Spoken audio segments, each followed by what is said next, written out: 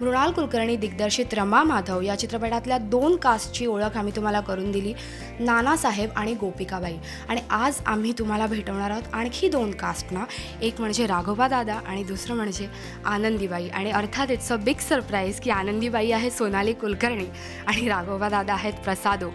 अर्थात जसं मी म्हणाले हे फार मोठं सरप्राईज आहे. तसं पहिल्यांदा आम्हाला एक पोस्टर फेसबुकवर आम्हाला कळत गेलं की पहिल्या पोस्टरमध्ये मी तुम्हाला पाहिलं आणि नंतर दुसऱ्या पोस्टरमध्ये तुला पाहिलं. आमच्यासाठी एक खूप मोठं सरप्राईज आहे. तुमच्या दोघांसाठी किती मोठं सरप्राईज आहे? निश्चितच मोठी गोष्ट आहे. मोठं सरप्राईज म्हणण्यापेक्षा मुळात ही फिल्म एक खूप मोठी फिल्म आहे जी मृणालनी करायची ठरवली आणि त्या फिल्मचा आपण एक पार्ट आहोत. हीच माझ्यासाठी खूप मोठी गोष्ट आहे सरप्राईजपेक्षा सुद्धा. कारण एका वेगळ्या फिल्मचा पार्ट असणं ही एका ॲक्टरसाठी एक अत्यंत आनंदाची, अभिमानाची, गर्वाची गोष्ट असते. आणि तुम्ही म्हणताय त्यानुसार जर राघोबा मध्ये मला बघणं आणि आनंदीबाईच्या भूमिकेत सोनाली बघणं हे प्रेक्षकांसाठी खरंच सरप्राईज असेल तर ते आनंददायी असावं अशी इच्छा व्यक्त करतो. सोनाली, तुझ्यासाठी नक्कीच आम्ही तुला नुकतंच शटरसाठी पाहिलं एक वेगळा रोल आणि आता पुन्हा एकदा एक वेगळा रोल. काय सांगणार आहे? जेवढा सरप्राईजचा धक्का तुम्हाला बसला आहे तेवढाच किंवा त्याच्यापेक्षा खूप मोठा धक्का मला बसला तर जेव्हा मृणालताईंनी सांगितलं की मी तुझा आनंदीबाईसाठी विचार करते. मी स्वतःला नव्हतं इमॅजिन केलं आणि नादर इतक्या मोठ्या भूमिकेत इतकी मोठी रिस्पॉन्सिबिलिटी, इतका मोठा ऑरा असणारी पर्सनॅलिटी साकारायला मिळणं हा एक सुखद धक्का आहे. आणि जसं प्रसादा म्हणाले की प्रेक्षकांना बघताना तो सुखद धक्का बसावा. मलाही वाटतं की लोकांना आनंदीबाईविषयी आणि राघोबाविषयी एवढं ऐकून आहे, एवढी बिग पर्सनॅलिटीज आहेत हिस्टॉरिकल, ते बघताना त्यांना जर 1% पण वाटतं की आम्ही 1% पण साकारू शकलो आहे तर आय थिंक मग आम्ही सक्सेसफुल होऊ. नक्कीच. जसं आता म्हटलं की त्यांची एक इमेज आपल्या डोक्यामध्ये हिस्ट्रीने सांगितल्यामुळे डोक्यामध्ये ती इमेज आहे. दिस कॅरेक्टर्स आर ज्यांनी इतिहास रचला पेशव्यांचा, अशी ही कॅरेक्टर्स आहेत. तर त्या कॅरेक्टर्सला पडद्यावर साकारतानाची मेहनत, काय रिसर्च होता, काय अभ्यास होता त्याच्यासाठी? मुळात प्रत्येक भूमिकाच पेशवाईमधली महत्त्वाची असं मला वाटतं. खरं तर संपूर्ण पेशवाईच मराठी माणसाकरता खूप महत्त्वाची. सो त्यातली प्रत्येक व्यक्तिरेखा असणारच महत्त्वाची. पण तू कुठल्या रोलमध्ये आहेस असं जेव्हा मला लोक विचारतात, मी सांगतो राघोबा, तेव्हा असे होतात डोळे.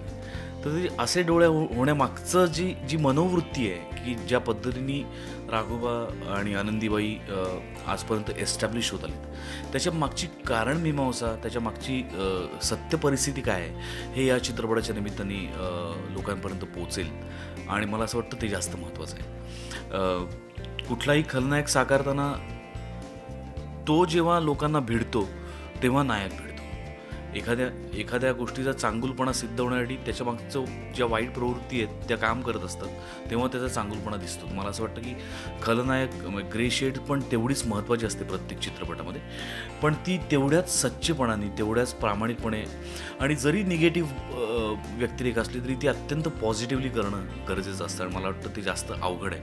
तेव्हा मला कायम निगेटिव्ह भूमिका करायला आवडतात, पण ऐतिहासिक विलन पहिल्यांदाच मी साकारतो. पण तो साकारत असताना जसं मी सगळ्यांना सांगितलं तसं की मला फार कमी कष्ट करायला लागले. कारण मुळात मृणालनी इतके कष्ट घेतले होते प्रत्येक भूमिकेवरती, या पूर्ण चित्रपटावरतीच तिने खूप कष्ट घेतलेले. आणि ते तुम्हाला प्रत्येक फ्रेम अन फ्रेम पाहताना जाणवेल की एका दिग्दर्शिकेचे किती कष्ट आहेत या चित्रपटामध्ये. त्यामुळे आम्ही फक्त तिचे कष्ट आहेत ते कॅरी फॉरवर्ड केले, एवढंच मी म्हणेन. त्यामुळे एक ॲक्टर म्हणून जेवढा विचार करायचा होता तेवढा मी केला, पण एक दिग्दर्शिका म्हणून तिने जो विचार केला आहे तो भूमिका करता माझं लक्षात आलं की यार मला काही कष्टच नाही पडले. कारण इतका तिचा अभ्यास झाला होता. ती फक्त मला सांगत गेली, त्या प्रकारे मी डिलिव्हर करत गेलो तो सीन, तो पोर्शन, प्रत्येक पोर्शन. आणि इट वेंट व्हेरी स्मूथली. म्हणजे खूप सहज संपलं शूटिंग. मला कळलं नाही की किती दिवस शूटिंग झालं आणि काय पद्धतीने कॅरेक्टर उभं राहिलं आहे. आय होप लोकांना आवडेल. नक्कीच. आनंदीबाईची भूमिका करताना तिच्या जो स्वभावातला जो एक चेंज होता, म्हणजे ती आधी खूप शौकीन बाई होती, खूप छान होती स्वभावाला, आणि नंतर जे कपट म्हणजे एक कपटी स्वभाव, धचा मा ही तिने जी म्हणजे हे वाक्य आपल्या कानात तिच्यामुळे राहिलं. तर हा जो चेंज होता तो सगळा साकारताना तुला म्हणजे किती, म्हणजे आपण असे नसतो ना आणि मग ते दाखवायचं असतं, तर काय? आणि तेच खूप इंटरेस्टिंग असतं की आपण जसे नाही होत तसं काही करणं. रादर मुळात आपण प्रत्येक फिल्ममध्ये एक फिक्शनल कॅरेक्टर उभं करत असतो, पण हे फिक्शनल कॅरेक्टर नाही आहे, हे खरं कॅरेक्टर आहे. हे या कॅरेक्टरविषयी आपण वाचलेलं आहे, ऐकलेलं आहे, आणि जेवढं ऐकलेलं आणि वाचलेलं नाही आहे ते या सिनेमात आहे. कारण आपण फक्त एवढंच ऐकलं की कपटी राजकारणी आणि धचा मा, पण या सिनेमात फॉर्च्युनेटली ही गोष्ट तिथपर्यंत जात नाही. त्यामुळे तो काळ या सिनेमात नाही आहे. तेव्हा काय झालं होतं किंवा खरंच आनंदीबाईंनी ते केलं होतं किंवा नव्हतं केलं हा प्रश्न इथे उभा राहत नाही, आणि मी ते जस्टिफाय करायला जाणार नाही, कारण सिनेमाची गोष्ट तिथपर्यंतची नाही आहे. पण मुळात रमा आणि माधवच्या प्रेमकहाणीमध्ये हे कॅरेक्टर्स कशा पद्धतीने कॉन्ट्रीब्यूट करतात ते या सिनेमात आहे. आणि मला खूप सोपं नाही गेलं करताना. मला खूप अवघड होतं. मला कळलं प्रत्येक सीन मी कसा कितपत मेहनतीने केला आहे. मला अवघड यासाठी गेलं कारण आनंदीबाईचं कॅरेक्टर हे खूप मिसइंटरप्रिटेड आहे आणि खूप कॉन्ट्रोवर्शियल आहे. बऱ्याच गोष्टीचा पुरावा इतिहासात आहे आणि बऱ्याच गोष्टींचा नाही आहे. मुळात आय थिंक हिस्टॉरिकल कॅरेक्टर्सचं असंच होतं, कारण खूप मतं असतात, खूप वेगवेगळे ऑथर्स असतात, त्यामुळे प्रत्येकाचा पॉईंट ऑफ व्ह्यू वेगळा असतो. पण या सिनेमात आनंदीबाईचे काही असे गुण आहेत जे फारसे आपण ऐकलेले नाही आहेत, किंवा जसं तू म्हणालीस की त्या खूप सुंदर होत्या, त्यांना अलंकारांचं खूप शौकीन होत्या त्या, आणि त्या काळातल्या खूप हुशार बायकांमध्ये त्या होत्या. आणि मुळात हे सगळं असूनही अजून एक वेगळी छटा या सिनेमात दाखवतो आहे आम्ही, की आनंदीबाई इतकं सगळे चांगले चांगले गुण असूनही तिच्या आयुष्यात एक ट्रॅजेडी आणि पॅथॉस होती. कारण राघोबा दादा हा नेहमी बाहेर जायचा. सो म्हणजे त्या परिस्थितीत एका बाईची, एका सुंदर बाईची, एका हुशार बाईची काय मनस्थिती असू शकते, तो एक वेगळा पैलू या सिनेमात आनंदीबाईचा दिसायला मिळेल. आणि आय थिंक या सिनेमाच्या माध्यमातून असे हे सगळे जे ऐतिहासिक कॅरेक्टर्स आहेत त्यांच्याविषयी जे आपल्या सगळ्यांना गोष्टी माहिती नाही आहेत त्या खूप अंडरलाईन करून बघायला मिळतील. आणि म्हणून आनंदीबाई मला जरा करताना कठीण होती, कारण जरी ती नेगेटिव्ह आणि ग्रे शेड म्हणून ओळखली जात असेल तरी आय डोंट थिंक कुठलंही कॅरेक्टर किंवा कुठलीही व्यक्ती ही नेगेटिव्ह असते, कारण त्यावेळेसची परिस्थिती आणि परिस्थिती अनुसार प्रत्येकजण रिॲक्ट होतं. आणि ती इनफॅक्ट खूप पतिव्रता होती आणि पतीच्या आनंदासाठी तिने काही गोष्टी त्याच्या बरोबरीने उभं राहून त्याला स्टँड केलं किंवा सपोर्ट केलं, म्हणून ती नेगेटिव्ह होते का मुळात हा एक प्रश्न आहे. पण जर ग्रे शेड्सचे कॅरेक्टर्स नसतील तर इतिहास घडत नाही असं मला वाटतं. आणि अशी एक स्ट्रॉंग भूमिका करायला मिळाली. So it was difficult but it was fulfilling. नक्कीच सोनाली, तुझा अभिनय आम्ही किती छान झाला आहे तो पडद्यावर नक्कीच पाहू, पण तुझा इतिहास खूप छान झालेला आहे ह्याच्यातून आम्हाला सगळं कळतं आहे. नक्की आणखी एक महत्त्वाची या चित्रपटाची अशी गोष्ट आहे की इट्स अ ह्यूज फिल्म, म्हणजे मोठे सेट्स आहेत, नितीन सरांचे सेट्स आहेत म्हटल्यावर प्रश्नच नाही आहे, आणि त्याच्यात संगीतही एका लेजेंडरी माणसाने दिलं आनंद सरांनी. तर हे सगळं एकत्र येतं आहे. आणि त्यात दुसरं गोष्ट, जसं तुम्ही दोघं सरप्रायझिंग पॅकेज होतात तसं श्रुती मराठे आहे सरप्रायझिंग पॅकेज, आणि खूप सारं it's a multi starrer film, आणि तरीही एक पिरियड सागा आहे. तर हे सगळं एकत्र जमवून आणताना कसं होतं, म्हणजे एवढी सगळीजणं काम करणार आहेत ह्याची एक्साइटमेंट कशी होती?